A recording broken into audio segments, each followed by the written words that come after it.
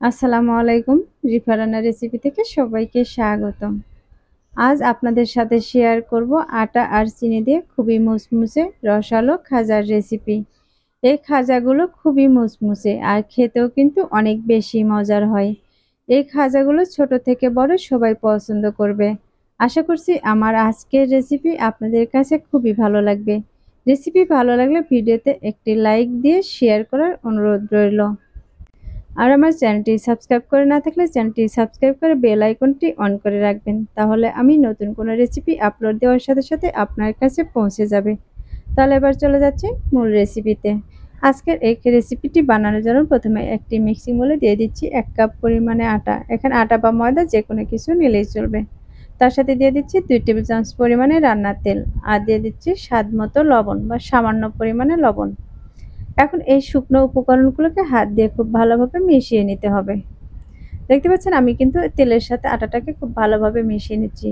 আর এরকম হাত দিয়ে ঘষে ঘষে এগুলোকে ময়াম করে নিতে হবে। এগুলো ময়াম করার পরে দেখা যাবে মুঠি করে নিলে কিন্তু মুঠি হয়ে আসবে। এ পর্যায়ে এটা কিন্তু ময়াম করে নেওয়া হয়ে গেছে। এখন এর মাঝে সামান্য পরিমাণে পানি দিয়ে এই আটাটাকে ভালোভাবে মাখিয়ে নিতে হবে। এই আটাটাকে মাখিয়ে খুব ভালোভাবে সুন্দর করে একটি ডো তৈরি করে নিতে হবে। এই ডোটা কিন্তু একটু শক্ত হয়েছে, যে কারণে এর মাঝে আমি আরো কিছু পরিমাণে পানি দিয়ে দিচ্ছি। এখন এই সামান্য পানি দিয়ে আমি এই ডোটাকে আরো সুন্দর করে মাখিয়ে নিব। দেখতে পাচ্ছেন আমি কিন্তু এটাকে চতুর্দিক থেকে ঘুরিয়ে ঘুরিয়ে খুব সুন্দর করে একটু ডো বানিয়ে নিয়েছি। এই ডোটা কিন্তু খুব একটা নরম হয়নি, একটু শক্ত করে এই ডোটাকে বানিয়ে নিতে হবে। এবার এটাকে ঢাকনাতে ঢেকে 10 মিনিটের জন্য রেস্টে রেখে দিব। আর এই 10 মিনিটের মাঝে আমি এই খাজাগুলোর জন্য একটি শিরা তৈরি করে নিব। তার জন্য একটি ফ্রাই প্যানে দিয়ে দিচ্ছি 3 টেবিল চামচ পরিমাণে চিনি আর তার সাথে দিয়ে দিচ্ছি আমি হাফ কাপ পরিমাণে পানি। এখন এই চিনি আর পানিটাকে খুব ভালোভাবে জাল করে নিতে হবে। আর ফ্লেভারের জন্য দিয়ে দিচ্ছি 2টি সাদা এলাচ। এখন চিনিটাকে আমি পানির সাথে মিশিয়ে নিব। আর এটাকে 2 থেকে 3 মিনিটের মতো জাল করে দেখবেন খুব সুন্দর একটি শিরা তৈরি হয়ে যাবে। আর এই শিরাটা কিন্তু একটু ঘন করে তৈরি করে নিতে হবে। এখন শিরাটা তৈরি করা হয়ে গেছে, এটা সাইডে রেখে দিচ্ছি। আর যে ডোটা বানিয়ে রেখেছিলাম সেই ডোটা থেকে আমি ঢাকনাটাকে সরিয়ে নিচ্ছি আর এটাকে হাত দিয়ে আবারও খুব সুন্দর করে মথে নিচ্ছি। আর এটাকে 10 মিনিট রেস্টে রাখার কারণে কিন্তু এই ডোটা আর অনেকটাই নরম হয়ে গেছে। এটাকে খুব সুন্দরভাবে মথে নিয়েছি। এখন এটাকে আমি বোর্ডে নিয়ে নিচ্ছি।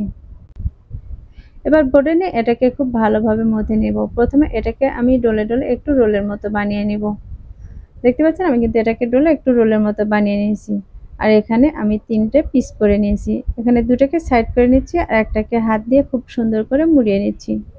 এভাবে খুব সুন্দর করে মুড়িয়ে মুড়িয়ে একটি বলের শেপ দিয়ে নিব। এবার বোর্ডে দিয়ে আমি আরেকটু গোল করে নিব। এরপর কিছু শুকনো আটা ছড়িয়ে দিয়ে এটাকে একটু চেপে দিব। আর এখন এটাকে একটি রুটি বেলনা দিয়ে বেলে নিব। প্রথমে কিন্তু এই রুটিটাকে একটু পাতলা করে বেলে নিতে হবে। যতটা পাতলা করা সম্ভব ততটা পাতলা করে কিন্তু এই রুটিটাকে বেলে নিতে হবে। দেখতে পাচ্ছেন এই রুটিটা কিন্তু আমি অনেকটা বড় করে পাতলা করে বেলে নিয়েছি।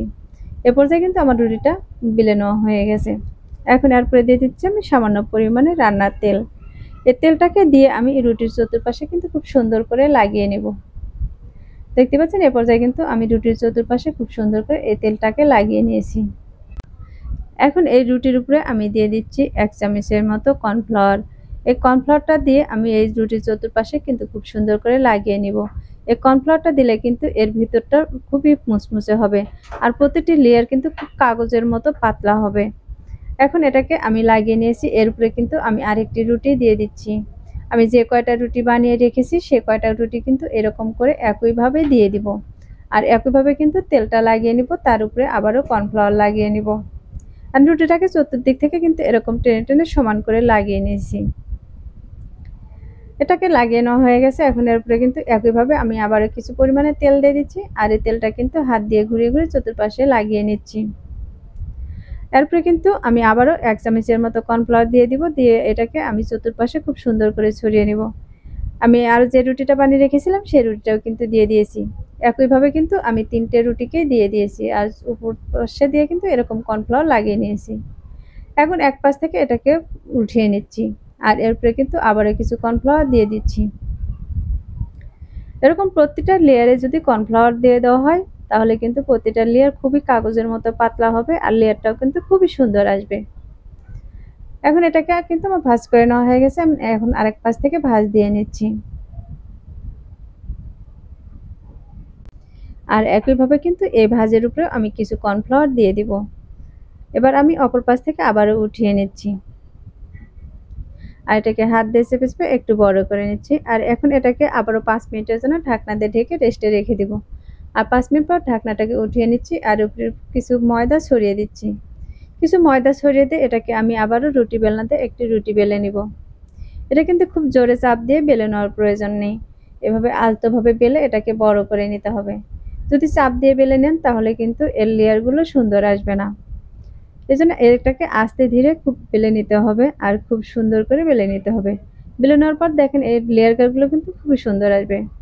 এবার সাইডের যে বাড়তি অংশগুলো সেগুলোকে কিন্তু আমি কেটে নিচ্ছি। এবার চতুর্পাশ থেকে আমি এরকম করে কেটে নিব।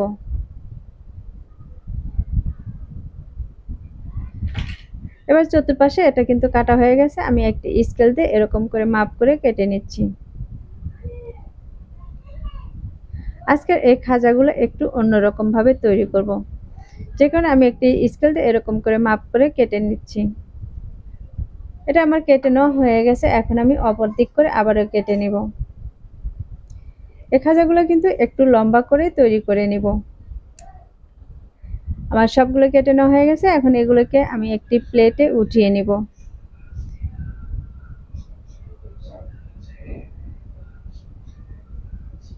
এই সবগুলোকে কিন্তু উঠিয়ে তারপর আমি এগুলোকে তেলের মাঝে দিয়ে ভেজে নিব।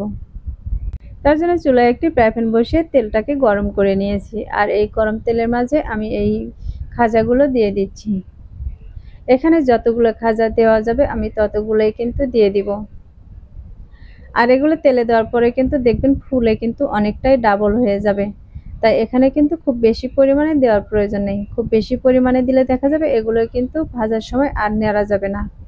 এখন এগুলো এক পাশে একটু কালার চলে আসলে আমি উল্টিয়ে নিব। আর এই খাজাগুলো কিন্তু আমি খুব লাল করে ভাজবো না। দেখতে পাচ্ছেন এর প্রতিটা লেয়ার কিন্তু একদম কাগজের মতো পাতলা হয়েছে।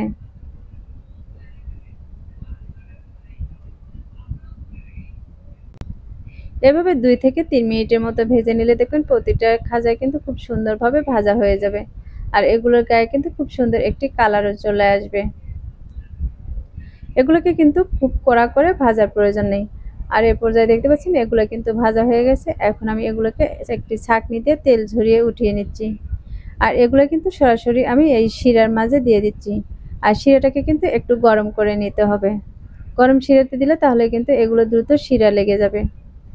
এখানে কিন্তু একইভাবে আমি সবগুলোতে শিরা লাগিয়ে নিব। আর এগুলো কিন্তু শিরার মাঝে দিয়ে খুব বেশি সময় রাখার প্রয়োজন নেই, চতুর্পাশে এরকম উল্টে শিরাটা লাগিয়ে নিলেই চলবে। দেখতে পাচ্ছেন এ পর্যায়ে কিন্তু আমি সবগুলোকে এইভাবে শিরাটা লাগিয়ে নিয়েছি। মাশাআল্লাহ, এই খাজাগুলো দেখে কিন্তু বোঝাই যাচ্ছে এই খাজাগুলো দেখতে কতটা লোভনীয় হয়েছে। এই খাজাগুলো কিন্তু একদম কাগজের মতো পাতলা মুড়মুড়ে হয়েছে। এটা মুখে দিলে কিন্তু একদম মিলিয়ে যাবে। তাহলে দর্শক, রেসিপিটি ভালো লাগলে ভিডিওতে একটি লাইক দিয়ে শেয়ার করার অনুরোধ রইল। রেসিপিটি অবশ্যই বাসায় একবার ট্রাই করবেন আর আমাকে কমেন্টে লিখে জানাবেন আমার আজকের রেসিপি আপনাদের কাছে কেমন লেগেছে।